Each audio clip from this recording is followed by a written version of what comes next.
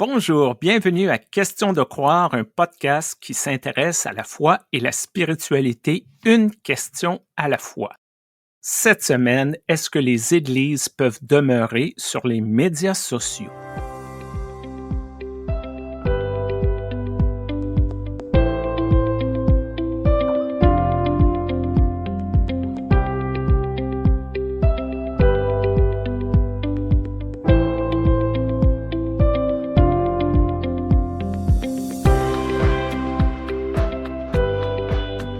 Bonjour Stéphane. Bonjour Joanne, bonjour à toutes les personnes qui nous écoutent. Moi j'aime bien cette question parce que ça me rappelle une petite anecdote. Et la personne qui me l'a signalée, elle se reconnaîtra je pense et elle va bien rigoler. En fait, il y a une petite dizaine d'années, on n'était pas beaucoup sur Twitter, les églises. Il y avait peut-être quelques institutions et encore, peut-être le Conseil œcuménique des églises, j'en sais rien, peut-être la Fédération luthérienne mondiale, je sais pas, l'Alliance réformée mondiale. Mais les petites églises comme ça, régionales, locales, nationales, on n'était pas beaucoup sur Twitter.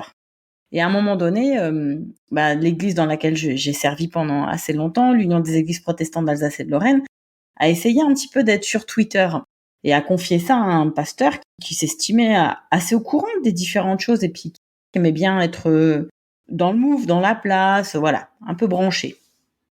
Et ça se voit qu'en fait, il aimait le foot aussi. Alors, comment est-ce qu'on l'a su? C'est parce qu'il s'est un peu mélangé les pinceaux entre son compte Twitter et le compte de l'église. Il y a un moment donné où la personne qui se reconnaîtra m'a fait un petit mot pour me dire « Faut que tu ailles voir, c'est trop rigolo ». Et en fait, le pasteur, il commentait des trucs de foot en utilisant le compte de l'église.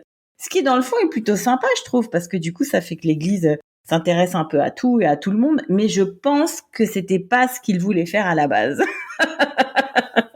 Donc voilà, ça pose vraiment la question de sommes-nous sur les réseaux sociaux? Comment y sommes-nous? Et est-ce qu'on va aller jusqu'à commenter le foot depuis un compte réseau social, disons, institutionnel? Ces comptes d'église, ces comptes d'institutions sont souvent un peu aseptisés.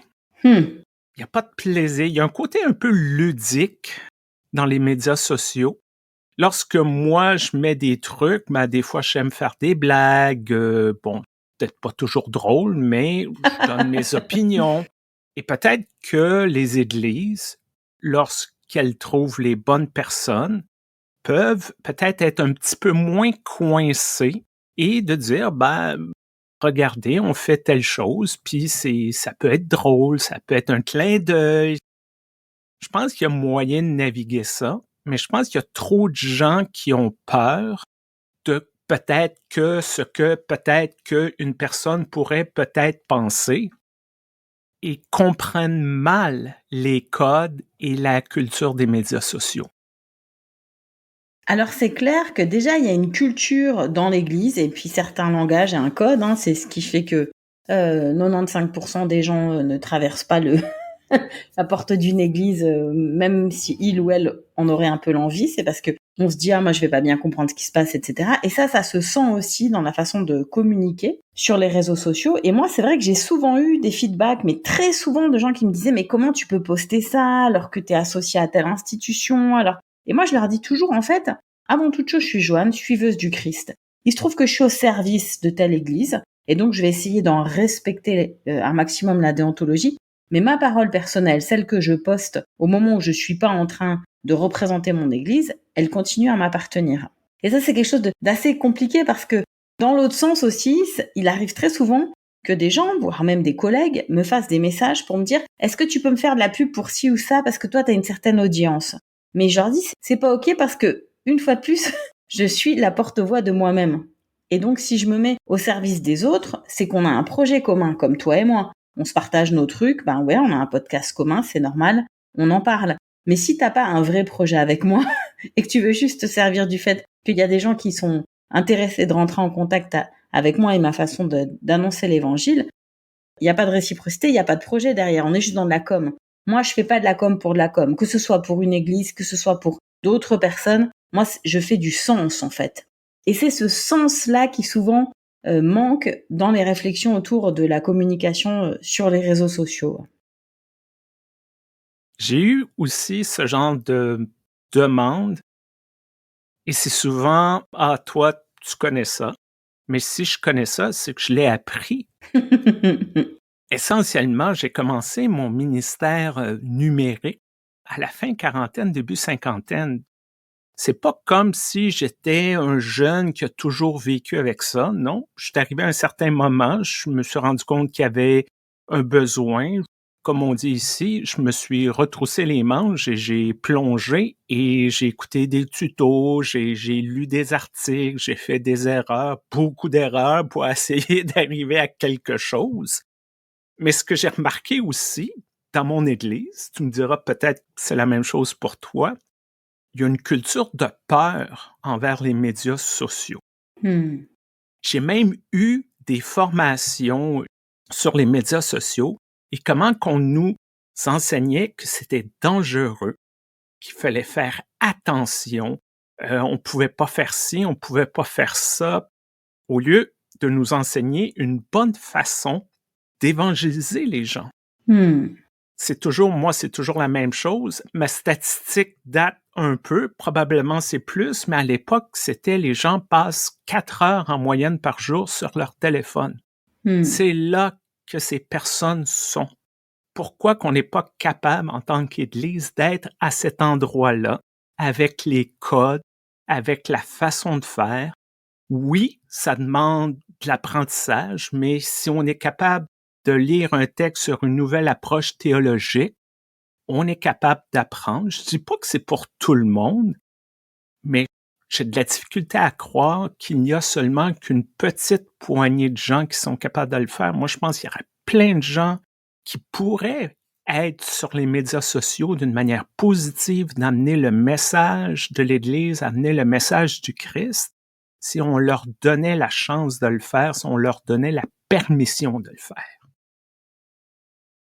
Moi, je trouve qu'en plus, c'est toujours difficile de parler réseaux sociaux avec les institutions ecclésiales ou confessionnelles.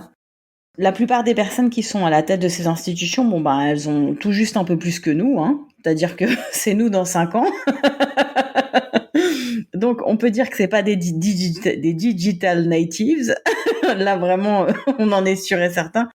Du coup, elles ont un peu du mal à avoir des positionnements éthiques clairs. Moi, parmi les conversations que j'ai pu avoir avec les uns, les unes, les autres, eh bien, pendant longtemps, elles étaient pas sur Twitter parce qu'elles comprenaient pas les codes de Twitter parce que c'était un monde anglophone. Moi, je vois pas pourquoi si c'est anglophone, je peux quand même y aller, je vais comprendre ce que les autres postent. Puis maintenant, elles veulent plus y aller parce que, un Twitter, c'est devenu ce que c'est devenu, quoi, hein, je veux dire. C'est hyper compliqué de trouver une parole, équilibrée sur Twitter actuellement. Et alors, d'un autre côté, pour l'instant, on a des jeunes qui sont sur TikTok. J'en ai parlé avec quelques personnes dans la com des églises qui ont dit: «Ouais, mais TikTok, c'est trop addictif et éthiquement, c'est pas bon et de toute façon, on a personne dans l'église qui sait vraiment parler le langage de TikTok». Donc en fait, on va pas sur Twitter parce que, voilà, on comprend pas trop, c'est l'anglais, puis en plus, maintenant, c'est délétère. Puis on n'est jamais allé sur TikTok parce que, éthiquement, c'est compliqué. Nos églises perdent toute leur presse papier. Nous, là, en ce moment, en Suisse romande, on sait pas si on va garder réformé, on sait pas comment. Mais alors, je pose la question, où est-ce qu'elles sont, les églises? Sans parler du fait, j'ai parlé avec l'une de mes meilleures amies qui bosse dans les GAFA, qui m'a dit: «L'industrie du podcast est en train de se casser la gueule». Donc là, je dis: «Mais les amis, qu'est-ce qu'on fait? On va aller prêcher tout seul dans nos églises?» Je reconnais exactement le même discours. Oui, X, c'est rendu, moi j'utilise un dépotoir à ciel ouvert. Et on peut voir que Meta, qui possède Facebook, Instagram et Threads, ont changé leurs règles de modération. Il y a une espèce de vent de toxicité qui se répand un peu partout dans les médias sociaux. En plus, ça appartient à des plutocrates qui essaient d'influencer, même sans même se cacher, les élections un peu partout autour de la planète.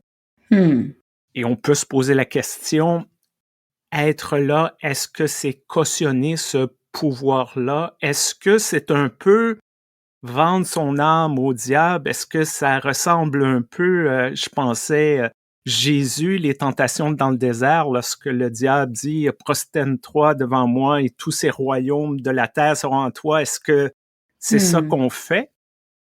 En même temps, je crois qu'il y a une place pour une parole de résistance, une parole qui amène un autre point de vue. C'est difficile, mais je pense que si on abandonne, justement, on reste dans nos chambres d'écho.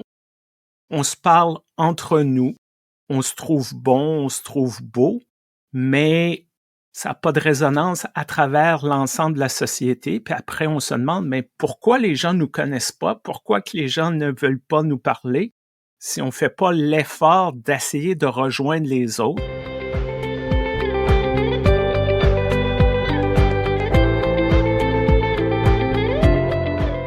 Moi, j'ai un feed Facebook qui est pas mal basé sur les droits progressistes, les droits des femmes, les droits des minorités, les droits des étrangers. Et donc, c'est un petit peu avec tristesse que j'ai vu, je dirais pas beaucoup, mais une vingtaine de mes contacts Facebook annoncer leur sortie de Facebook ces derniers jours à cause des questions politiques méta. Et en même temps, qu'est-ce qui s'est passé au moment de l'investiture de Donald Trump, là? Eh bien, il y a tellement de gens qui ont cherché une parole d'espoir, de réconfort, une figure de courage. Et tous ces gens-là se sont ralliés autour de cette évêque épiscopalienne, là, la révérende Mariam Edgar Budd. Et d'un coup, il y a eu une résurrection de ce fil Facebook. D'un coup, on s'est tous partagé ses paroles, on s'est tous partagé son visage parce que ça incarne quelqu'un, puis qu'on voit bien que elle est peut-être grand-mère, en fait, cette dame, en tout cas, elle est en âge de l'être. Donc, c'est pas exactement une fémène seins nus, c'est vraiment quelqu'un. C'est quelqu'un voilà, je pense qui à la base est assez easygoing, qui doit pas chercher trop les embrouilles, qui doit tenir ferme sur ses convictions. Mais là, elle a fait preuve d'un courage évangélique, elle a trouvé le bon vocabulaire, elle s'est adressée finalement à Donald Trump, mais elle s'est aussi adressée à nous autres, elle nous a redonné courage. Et les gens sont retournés vers les réseaux sociaux pour de la réassurance, pour se dire, attends, ça fait du bien à moi ou ça fait du bien à d'autres? Ah, ça veut dire qu'on est plusieurs. Et je me suis dit, ok. Donc en fait, c'est ça notre job. Et le job, évidemment, il passe par des médias avec lesquels on n'est pas toujours d'accord.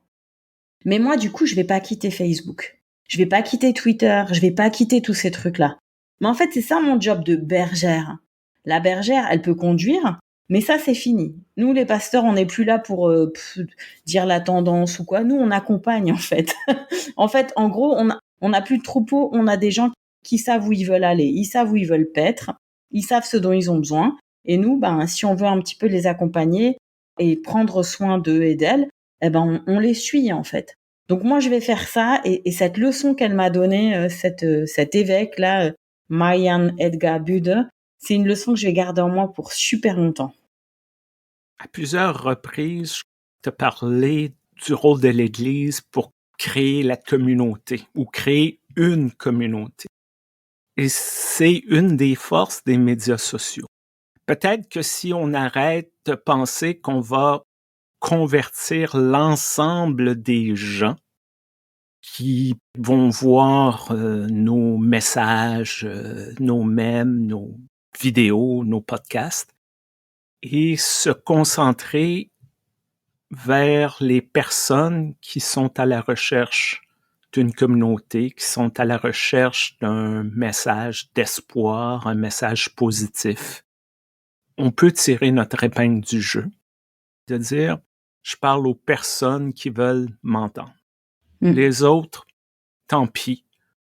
Je pense qu'on est dans des moments qui semblent anxiogènes. Et si on rentre dans cette narration, en anglais, il parle de narrative. Oui. Et si on voit juste ces choses-là, parce que aussi, c'est un des effets pervers des médias sociaux, les algorithmes, on voit seulement qu'une partie de l'ensemble du tableau. Ça peut être perturbant, ça peut être difficile, mais si on se concentre pour rejoindre les gens qui sont à la recherche de quelque chose, déjà on peut dire mission accomplie. Et puis, est-ce qu'il y a vraiment des lieux pour débattre dans l'Église? Non, je pose la question super sérieusement, quoi. Est-ce qu'il y a vraiment des endroits où on dit aux gens, venez comme vous êtes, venez avec vos opinions, Venez avec votre extrême droite, votre extrême gauche, votre je m'en foutisme. Venez avec vos connaissances de la Bible, vos interprétations, et on discute, on débat, on s'écoute, on se respecte, on rigole et après on mange ensemble. Parce que si ça existe, moi j'y vais direct en fait. Alors moi j'ai beaucoup de chance. Avec mon époux, j'en ai déjà parlé. On finit un ministère là en Alsace, c'est un peu compliqué. Moi je suis entre l'Alsace et puis la Suisse et tout. Bon bref, on finit un ministère en Alsace où dans notre communauté, il y a une très belle façon de se parler, quoi. Cela dit, déjà, c'est pas partout, et deux, il y a peut-être des endroits où il y a des gens qui voudraient débattre dans l'église. Et ça, pour l'instant, moi, j'ai pas trouvé cet endroit. Alors, les jeunes nous montrent le chemin, tu vois, Stéphane. Alors là, je leur fais un petit clin d'œil parce que je sais que certains de ces jeunes écoutent notre podcast depuis que je leur ai partagé. Il y a des jeunes de l'AJRM, donc l'association des jeunes réformés de Morges, voilà. Et eux, ils organisent parfois des moments où, en fonction des votations qu'il y a dans le pays sur différents sujets, ils proposent des temps de débat dans leur local au-dessus de l'église protestante réformée. Mais ça, c'est super cool. C'est les jeunes qui nous montrent l'exemple. C'est rare, c'est exemplaire. Et nous, qui ne sommes plus si jeunes, est-ce qu'on en est capable ? Et moi, j'ai toujours pensé que sur les réseaux sociaux, au moins, c'était un endroit où on pouvait débattre, se dire des trucs. Des fois, des trucs pas très cool. Des fois, se présenter des excuses. Des fois, il y a des gens avec qui j'ai continué des conversations en privé. Des fois, il y a des gens avec qui on a décidé de se quitter sur cette route parce qu'on voyait bien qu'on supportait pas bien les publications des uns des autres. Des fois, il y a des gens que j'ai gardés en me disant « Il faut que tu sois au contact d'avis vraiment très différents des tiens ». Il y a des fois des gens qui me gardent et puis je suis assez admirative parce qu'ils aiment pas trop le féminisme. Voilà, donc les réseaux sociaux permettent ça. Si en église, on arrive à ouvrir plus d'espaces de ce type-là, moi je comprendrais très bien du coup que les gens se retirent un peu des réseaux sociaux par exemple. Mais en fait, ça manque cruellement dans toute la société. Moi, ce que je remarque autour de moi, on dirait que c'est les deux pôles. Soit qu'on est dans une espèce de discours consensuel tellement fort que les personnes qui ont peut-être une opinion divergente osent pas parler, ou lorsque les personnes parlent, on les rabroue rapidement. On peut pas dire ça, t'as pas le droit, si t'es vraiment un membre de l'Église unie, il faut que tu penses de telle manière. Ou c'est le lançage d'insultes, se lancer de la boue, se traiter des pires noms. Et justement, what would Jesus do ? Je me demande souvent, c'est vrai, ça fait longtemps maintenant que je suis sur les réseaux sociaux, j'ai commencé en 2008. Au départ, j'avais pas tout à fait compris à quoi ça servait, donc je disais des trucs aussi intéressants que j'ai mangé une pomme ou comme ça. Après, avec le smartphone, on a vu qu'on pouvait poster des images, des photos, tout ça. Après, j'ai commencé pendant le Covid ma pastorale des trucs débiles pour faire rigoler un peu les gens. Ça a super bien fonctionné. Il y a plein de gens qui me disaient « Ah, moi, tous les matins, je vais voir ce que t'as mis parce que ça m'a mis un peu le smile, ça m'a fait oublier un peu le Covid, je vois les commentaires en dessous. » Voilà, je me suis dit, je vais créer un petit peu une communauté où on prend un peu tout ça en dérision. C'était lourd, cette affaire de Covid, surtout en France. On a vraiment fait des mesures XXL, sûrement pour des raisons qui m'échappent un peu, mais moi, je les ai suivies en tout cas, n'ayant aucune compétence médicale. Mais il fallait bien, il y avait beaucoup d'angoisse, il y avait beaucoup d'anxiété. Moi, j'ai 2 de mes 3 filles qui ont fait beaucoup d'angoisse et d'anxiété. Donc, je me suis dit, bon, ok, un petit peu d'humour là-dedans. Finalement, l'humour pied noir, c'est l'un de mes héritages. Donc, je me dis, je suis pas Jésus, j'arriverai jamais à faire comme Jésus, mais en fait, ce qui m'inspire, c'est que Jésus, il avait plusieurs méthodes, plusieurs moyens, plusieurs publics, plusieurs registres. Jésus, c'est vraiment le gars qui était un petit peu hyperactif, j'ai l'impression, en communication. Il essayait tout, il tentait tout. Une fois, il faisait du personnel, une fois, il faisait de la foule. Une fois, il faisait du « me faites pas chier », une autre fois, il faisait du miracle, une autre fois, il disait des trucs énigmatiques. On y réfléchit encore maintenant avec des thèses de théologie et tout, et des colloques. Et donc, moi, je me dis, à mon tour de jouer, en fait. Ce qui m'anime, c'est de partager l'évangile et d'entendre ce que les autres ont à dire sur l'évangile. Parce qu'il y a des jours où la Bible, je sais plus quoi en faire, et d'autres jours, elle me nourrit énormément. Donc, j'imagine, je suis pas la seule. Et donc, pour moi, c'est des moyens. Mais il y a jamais une fin. J'ai pas un truc à vendre, j'ai pas un business à faire, j'ai pas des gens à ramener vers moi. Je me sens hyper libre par rapport à ça. Mais j'ai pas non plus aussi une ligne de conduite et j'ai pas de compte à rendre sur chaque mot que je dis à n'importe laquelle des institutions dans laquelle je sers le Christ, en fait.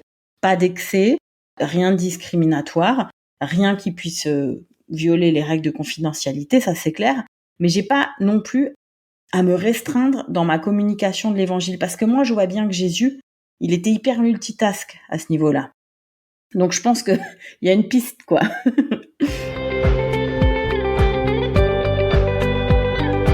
Fort probablement, Jésus, si la technologie avait existé, aurait utilisé les médias sociaux.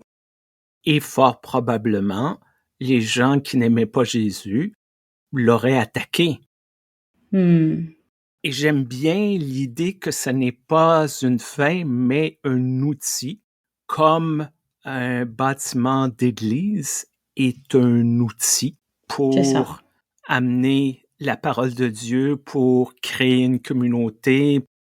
Dans mon ministère numérique, les gens trouvent ça, c'est bien, mais ne comprennent pas toujours la charge associée à ça et comment, certains moments, on a besoin de se retirer peut-être pour se recharger parce que bon, il y a toujours les attaques. À la limite, les attaques des personnes hors de l'Église, moi, bof. Lorsque j'ai fait ma vidéo sur TikTok, celle qui est devenue virale, on s'entend, là, c'est en français et de la religion. Donc, on parle pas de millions, là. Sur l'Église, l'homosexualité, Jésus, la Bible, tout ça. Des gens d'autres groupes religieux, tu n'as pas lu visiblement Romains 1. Oui, je l'ai lu, mais je m'en fous, là. Je m'en fous. Je me fous pas de Romains 1, mais je me fous un peu de ta lecture littérale de Romains 1 ou Dieu sait quel autre passage biblique. Mais c'est les attaques de l'intérieur, des gens qui sont supposés être dans mon église, qui essayent de miner ce que j'essaie de faire ou de diminuer ou de mettre des bâtons dans les roues.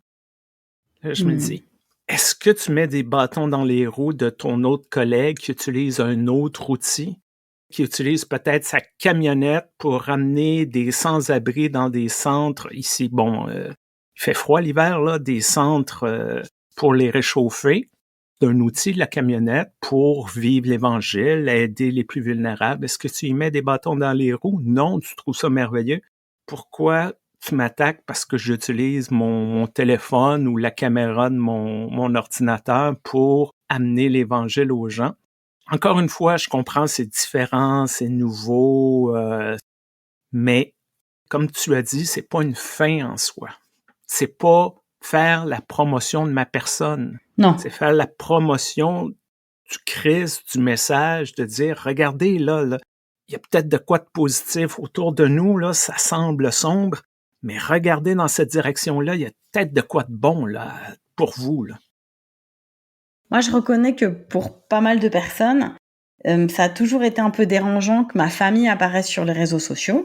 J'ai fait un peu, comme l'a dit une fois quelqu'un d'assez haut placé, c'est du personal branding. Mais d'un autre côté, mon idée, et puis mon mari m'a suivi et mes filles aussi, c'est aussi un peu de banaliser les familles pastorales, de dire ouh, on fait comme tout le monde, on fait des jeux dans le jardin, on se marre, des fois on est habillé n'importe comment, voilà, et des fois on est un peu triste, il nous arrive des trucs. Et puis en fait, étant donné que dans la vraie vie, les gens nous voient de façon, nous, comme famille pastorale, et puis des fois même nous voient dans le jardin, et des fois même nous voient au marché, des fois même nous voient à l'église. Moi, ça m'a jamais semblé choquant, c'est un prolongement de la vraie vie. Ils peuvent aussi nous voir sur les réseaux sociaux. Ma présence sur les réseaux sociaux, c'est une continuation de qui je suis. Ma famille, c'est une grande partie de qui je suis. Mon couple, c'est une grande partie de qui je suis. Et j'aimerais aussi leur donner du crédit, en fait. Je pourrais pas être qui je suis sans eux. Et donc, je me dis, cette authenticité, c'est ce qui fait que j'ai quelque chose à dire aux gens, en fait. Je suis pas en train de construire un personnage, je suis en train de montrer un petit peu comment est ma vie. En tout cas, chapeau pour TikTok. T'y es toujours, finalement? Un peu moins de ce temps-ci. Je reprends un peu mon souffle. Je vais y revenir très bientôt avec du contenu original sur TikTok. Toujours un peu sur Instagram, Facebook et Blue Sky. Pasteur Stéphane. J'étais là assez tôt pour pouvoir avoir mon nom et pas Pasteur Stéphane 7282. Toi, Joanne, où on peut te trouver pour les gens qui ne savent peut-être pas où te trouver sur les médias sociaux?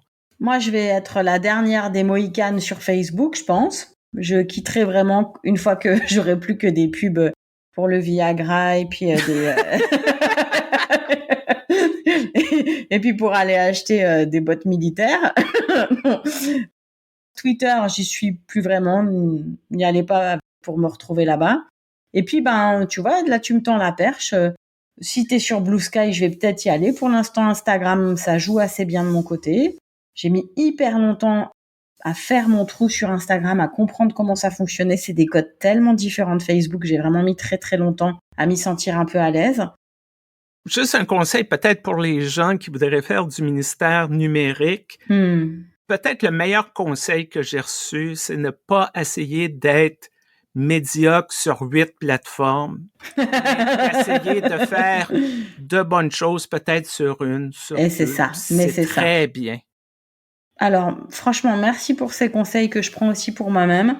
C'est pour ça que j'ai expliqué l'autre jour à quelqu'un qu'en fait, tant que je suis pas complètement à l'aise sur Instagram, je peux pas lâcher Facebook. Et une fois que je serai à l'aise sur Instagram, alors je pourrais peut-être apprendre un nouveau média. Mais je me laisse le temps, en fait, déjà d'être un peu bonne dans ce que je fais là où je suis.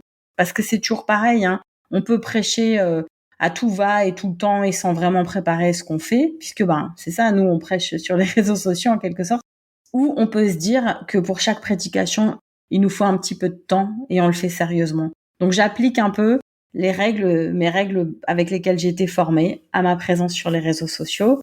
J'espère qu'on s'y retrouvera, que vous nous interpellerez à ce sujet et que vous aurez peut-être encore des plateformes à nous proposer.